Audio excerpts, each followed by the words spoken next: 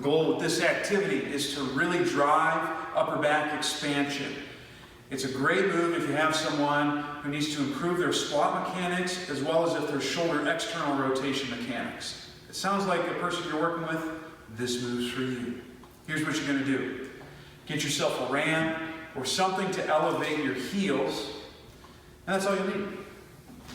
You're going to set up to do a squat on the ramp or whatever it is you're using. You want to make sure you got your feet pointing directly forward, feet, knees, hips, all in a straight line. You're going to tuck your hips and exhale.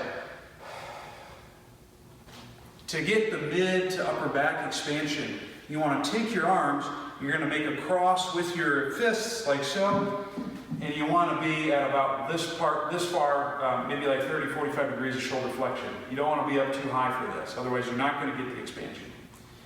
So you're going to cross your arms like so, tuck and exhale, and then with your reach, you want to depress the shoulder blades slightly and wrap them around, reaching at this downward angle.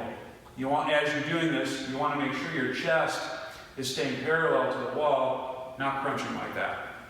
So I'm going to tuck, exhale, get my reach, and I'm going to push my knees straight forward and squat down. Hold this position, breathe in this position. If you get it right, you get a great upper back stretch.